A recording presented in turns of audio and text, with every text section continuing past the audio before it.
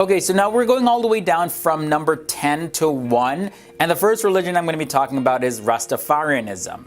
So the Rastafari people believe that the Ethiopian king Haile Selassie is the god of all.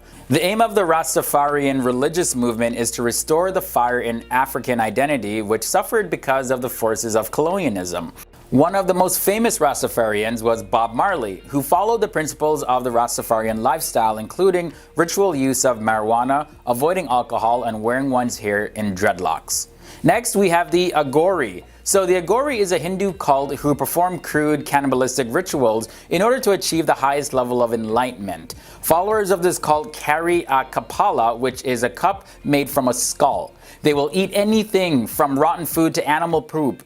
An Agori named Kinaram is responsible for these beliefs. They believe he is the reincarnation of Lord Shiva. Then we have Raelism. So Raelism was founded by the former race car driver Claude Vorilhon, now known as Rael, and that was back in 1974. This church follows the beliefs that Rael was captured by aliens and taken to the planet of Elohim, where he spent time with Jesus, Buddha, Joseph Smith, who was the founder of Mormonism, as well as Confucius. Aliens informed Rael that they created humans in their lab 25,000 years ago and will be revisiting again in Jerusalem in the year 2025. So it's 2018 now, so we're getting pretty close. Let's just see what happens in the year 2025. Okay, so the next religion is the Nation of Yahweh. Founded in Miami, the Nation of Yahweh is a religion that believes blacks are the true Jews and belong in Israel. As for the white Jews who live there, they are considered as white devils and are to be vanquished. Now, this religion practices neither Christianity nor Judaism, instead preaching Yahweh ben Yahweh as the Son of God. Yahweh ben Yahweh was the adopted name of Hulan Mitchell Jr., who founded the Nation of Yahweh. Moving on now to the Universe People. So the Universe People, or the Cosmic People of Light Powers, is a Czech and Slavic new religious movement founded in the 1990s who claim that they communicate with aliens. The religion is centered around Ivo A. Benda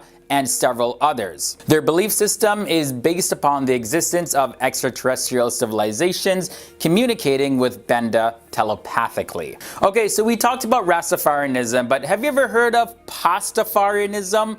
Yeah, it sounds completely made up, but then again, isn't all religion kind of made up? Pastafarians follow the Church of the Flying Spaghetti Monster for real, yeah. And they don't really take themselves too seriously. In fact, that's the whole point of the religion. The story of the religion is that everything began with the great Flying Spaghetti Monster who worked with pirates to bring good people to Earth. Pastafarians believe that the world has arisen from the Flying Spaghetti Monster, and their official clothes are pirate clothes. So if you're just walking down the street and you see somebody dressed as a pirate, just be like, hey, Pastafarian!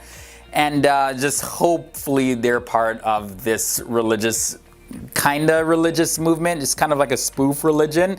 If they're not, then you'll just completely look like an idiot when you yell that to somebody in the street. So be careful, guys. Okay, so this one, yeah, the Church of Euthanasia. It's technically a political organization, not really a religion. So this group refers to itself and acts like a church in many ways. It was started by Reverend Chris Corda, and they believe that the world is way overpopulated. The Church of Euthanasia encourages members to even take one's own life and avoid procreating at all costs, as well as advocating cannibalism to avoid burying bodies. We're coming close to the end of this episode, and next up we have the Aetherius Society. So in 1954, George King started the Aetherius Society, which hopes to combine alien wisdom with cosmic masters and yoga into something that will bring balance to humanity. They believe Jesus, Buddha, Krishna are aliens. The society is named after Aetherius, who is a cosmic master from Venus. That's said to have been telepathically contacted and channeled by George King. Okay, so now our second last religion is the Bullet Baba's motorbike. This is the only spiritual movement in the world where people worship a vehicle. Villagers in Chotila, India have built a shrine for the motorcycle and its dead owner. The shrine has a Royal Enfield Bullet 350cc motorcycle as its deity, along with a photo with Bullet Baba, who died in an accident at that very spot. Now, our final religion in this episode is Jedism. So there are actually people who have founded a religion or way of life based on the belief of the Force as a very real power in the universe. Jedism also adopts the beliefs from Asian religions like Buddhism and Taoism. Jedism has no central organization, but the Temple of the Jedi Order in Texas has issued a code for believers called the 16 Teachings of the Jedi. Okay, wait a minute, guys. Alright, so normally here on the channel, my name's Dave Wapple, by the way, for those who are coming to the channel for the first time. Normally here on the channel, Leroy does his own videos and I do my own videos, but when I was editing this video, I was like, wait a minute, Leroy, you're pronouncing Jedism or Jediism as Jedism. It's pronounced Jediism. Now, I actually called him up and he said the reason he did that was because, you know, on some pages they actually pronounce it with one I, or they spell it with one I instead of two, so he got a little confused. And the other reason why I'm in this video is because I also want to just add in some extra information because, first of all, I'm a huge Star Wars fan. I'm not really into the Jediism, you know, religion, because I think that's a little bit weird. But I just want to add that there was a huge phenomenon when it came to this religion, because in 2001, this is when the religion really became popular. When there was this weird sort of phenomenon, this giant movement where people in English-speaking countries like Canada, New Zealand, Australia, many people within those countries had written that Jedi was the religion for the census that they did in those countries. For example, in the UK, there was approximately 390,000 people who wrote down that Jediism was their official religion, which actually made it the 4th highest religion in the entire country. Because in 2001, in the UK, 70% of people identified as Christian, 16% identified as non-religious, while 7.8% chose not to respond. But the Muslim religion came at 3.1%, and Hinduism came at 2.1%, and Jediism came in at 0.7%. Also, as for the church in Texas, they, by 2015, got tax exemption by the IRS. So, there you go. There's just some extra cool facts about this religion that I just want to share with you. Anyways, let's get back to Leroy. Starting off with number 10, we have the Scientology e-meter. So an e-meter is an electrical device of the Church of Scientology, and it's used as an aid by Dianetics and Scientology counselors in some forms of auditing, which is the use of the techniques of Dianetics and Scientology to someone else or to yourself to deal with spiritual matters. And the e-meter sessions are conducted by church employees known as auditors, and the individuals hold a pair of cans connected to the meter while the auditor asks them a series of questions and makes a note of their answers as well as what the e-meter does in response. Now, going back to the year 1971, there was a ruling of the United States District Court that stated this, and I quote, "The e-meter has no proven usefulness in diagnosis, treatment, or prevention of any disease, nor is it medically or scientifically capable of improving any bodily function." But hey, maybe there is something more to it that non-Scientologists just don't know about yet. Either way, it's definitely seen as something that is a weird religious practice. From there, we move on to number 9. We have the Mormon temple garments. In some denominations of the Church of Latter-day Saints, the temple garments is a set of sacred undergarments worn by adult followers who have taken part in a ritual ceremony known as the washing and anointing ordinance. According to general accepted Mormon doctrine, and by the way, the Church of Jesus Christ of Latter-day Saints and the Mormon Church, they are used synonymously. So just don't want to confuse anybody. Okay, so back to what I was saying, right? The general accepted Mormon doctrine is that the marks in the garments are sacred symbols. According to early Mormon leaders, a link was made with the square and compass, which are the symbols, of course, found in Freemasonry, to which Joseph Smith, who was the founder of Mormonism, had been initiated in. This one has caused a lot of controversy. At number 8, we have the niqab. A niqab is a veil which covers the face and is worn by Muslim women as part of the hijab. The niqab is viewed differently by various schools of Islamic thought, and some see it as obligatory while others see it as only, well, recommended, and others say no, it's actually forbidden. The majority of scholars believe that the hijab is required, but only a few see the niqab as being required. Although this is not the common perception among the general population. Another religious practice that has been seen as weird and frowned upon is exorcisms. This is a ritual of casting out demons from a person or place. This ritual is mostly associated with the Roman Catholic Church as well as the Eastern Orthodox churches. Now, exorcisms, according to the canon of the church, can only be done by an ordained priest or someone higher than a priest, like a bishop, for example. The Catholic Encyclopedia in 1908 says, superstition ought not to be confounded with religion, however much their history may be interwoven, nor magic, however white it may be, with a legitimate religious rite. So based off of this, careful examination is done to determine whether or not an exorcism should be conducted on a person. Number 6 brings us shamanism. Shamanism refers to a wide range of beliefs and practices of communicating with the spirit world. There are many variations in shamanism, and those who practice shamanism claim that they have the ability to diagnose and cure humans, and some claim to be able to even inflict suffering and pain on other humans. Shamans have been associated with the ability to control the weather, as well as divination and interpreting different dreams that they hear from people, as well as they've been associated with doing what's known as astral projection, when you pretty much jump out of your body and you're able to fly around, among other things. But yeah, it's definitely one that's seen as weird and frowned upon. Halfway to number 5 is the dowry. Now this is more a cultural practice rather than a religious one, but it's still associated with certain religions. The dowry practice most popularly exists across India, and as consumerism and wealth increases in India, the dowry demands have grown. In rural areas, for example, families often sell their land holdings, and in poor urban areas, sometimes they sell their houses.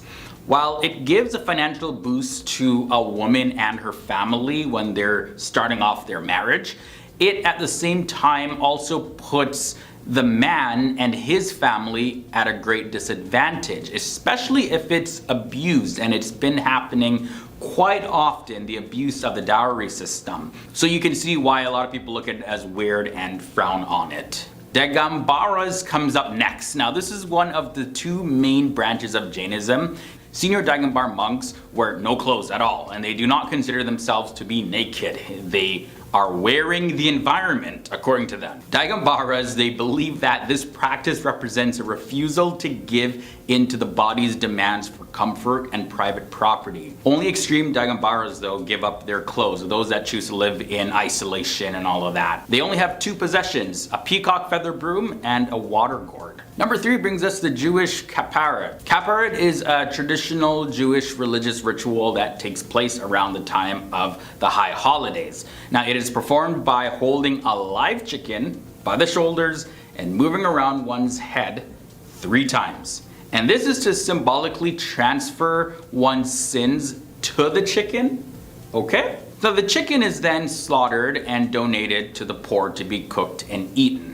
The ritual begins with the reading of the book of Psalms, chapter 107, verses 17 to 20, and then the book of Job, chapter 33, verses 23 to 24 from the Bible. In response to the mistreatment of chickens that have actually occurred because of this ritual, well, animal rights organizations, they have begun to protest public observances of Kapparat. Baptism of the dead comes in at number 2.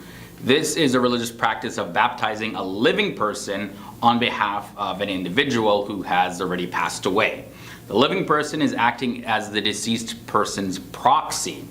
Now, it's been practiced since 1840 in the Church of Jesus Christ of Latter-day Saints, or the Mormon Church, where it's also called temple baptism because it's performed only in dedicated temples. In the practice, the person who has passed away must be the same gender as the proxy, and it's based on the belief that baptism is required to enter the kingdom of God. Now, the weird religious practice that has been frowned upon by many people, at number 1 is no blood transfusions. And this is a fundamental doctrine of the Jehovah's Witness. They teach that the Bible prohibits consumption, storage, and transfusion of blood, including in cases of emergency. Now, although this is accepted by the majority of Jehovah's Witnesses, some actually do not fully back this doctrine, and they opt in for blood transfusions, especially if it's a life or death situation. In the year 1964, Jehovah's Witnesses were prohibited from obtaining transfusions for pets, from using fertilizer containing blood, and were also even encouraged to write to dog food manufacturers just to verify if their products didn't have any blood in them. And then later that year, Jehovah's Witness doctors and nurses, they were instructed to withhold any blood transfusions from fellow Jehovah's Witnesses. Now, when it came to administering transfusions to non-Jehovah's Witness members, well, they stated that such a decision is, quote, left to the Christian doctor's own conscience. Starting off with number 10, the All Worlds Church. The CAW, or Church of All Worlds, or All Worlds Church, according to the religion's main website, well, the church is one of the oldest offshoots of neo-paganism, and it's actually centered on Mother Earth, the Mother Earth goddess. So believers worship a divine being who is linked to nature in a sense. CAW as a religion is an organized system of values, customs, and ideas. This is according to their website. It will develop, grow, and evolve in a way that brings out the best in humanity while honoring divinity. The religion coming in at number 9 is Jediism. The Force is definitely with these followers. Everybody's heard of Jedis, right? You know, Star Wars, Jedi, Knights, Siths, all of that.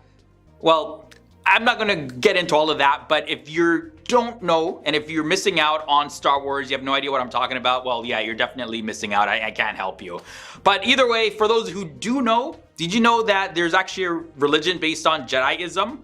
There are thousands of supporters now, 5,000 in the United States alone and in different parts of the world. And they promote the idea that all living things are connected and bound together by an omnipresent force. According to Ali Thompson in an interview with the Daily Mail, they said, "No, we don't worship Yoda. And telekinesis is not something that we necessarily do, at least not like in Star Wars movies. But I won't deny that the Force is very present in our teachings. Some people call it magic. The scientific community calls it energy.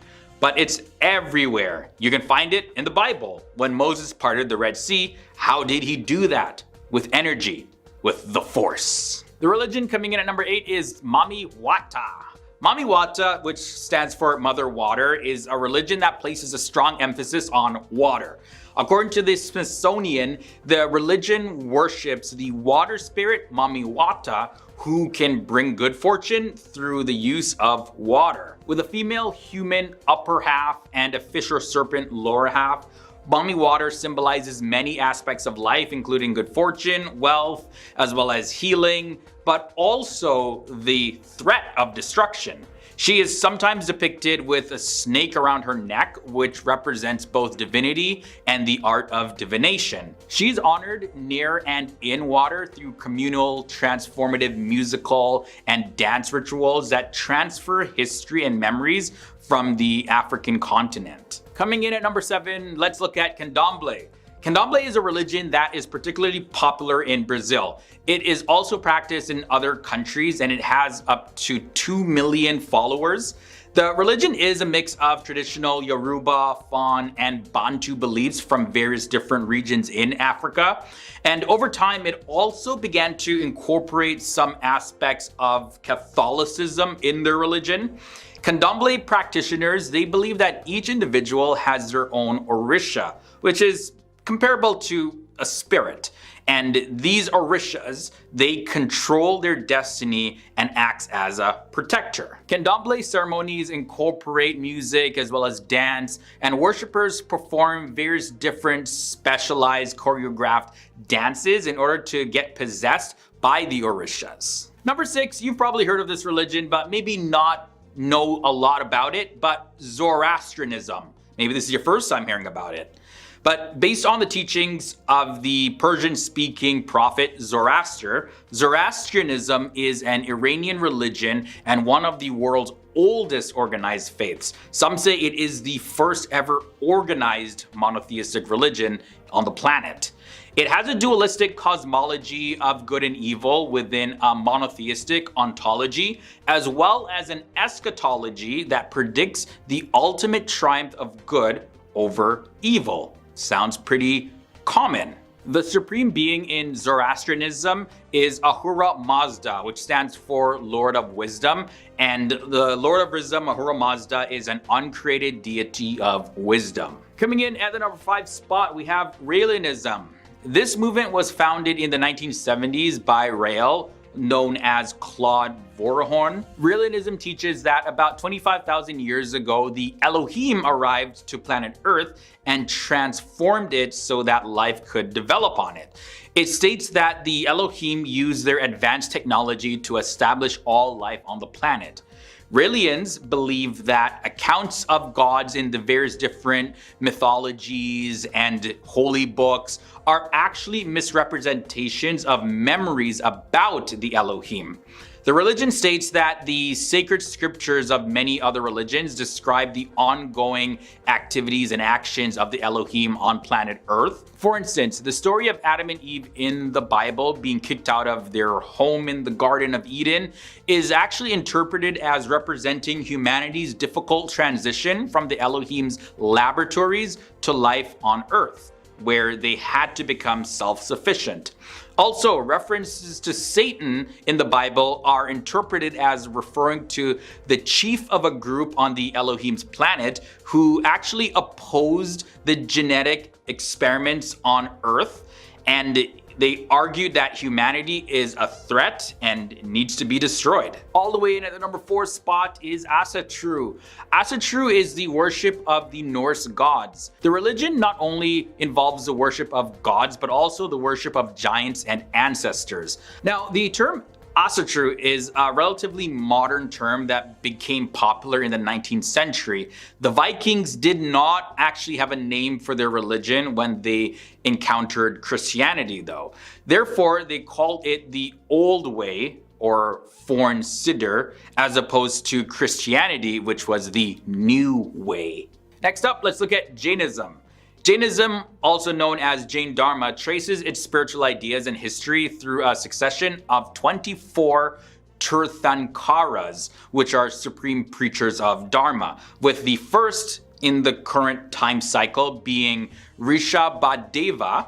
And in Jainism, they believe that he lived millions of years ago. Then there is a 23rd Tirthankara known as Parshvanatha, who historians date to the 9th century BCE, and the 24th Tirthankara known as Mahavira, who lived around 600 BCE. Now, there are 3 main pillars of Jainism, and they are Ahis, which is non-violence, as well as Anekantavada, which is non-absolutism, and then there is Aparagara, which is non-possessiveness. The religion at number 2 is Yazidi. The Yazidi sect has popped up in the news a little more recently than not with the conflicts in Iraq. American troops had been sent to Iraq to assist and liberate trapped Yazidis. But what is the religion about exactly? Well, it's a combination of Shiite and Sufi Islam, and it has been referred to more often as an ethno-religious group rather than a solidified religion, but people still view it as a religion nonetheless. Ending this episode off at number 1, we have Druze. Druze is a small Middle Eastern religious sect that's categorized by a diverse system of doctrines and by a cohesion and a loyalty among its members that have enabled them to maintain their close-knit identity and faith for centuries. The Druze numbered more than 1 million in the early 21st century and lived mostly in Lebanon, Syria, and Israel, with smaller communities, of course, living in other countries. Druze, they enjoyed considerable autonomy under the Ottoman Empire, and they've been known to have frequently rebelled against the empire. But they were in a very strategic location, so they kind of got away with it.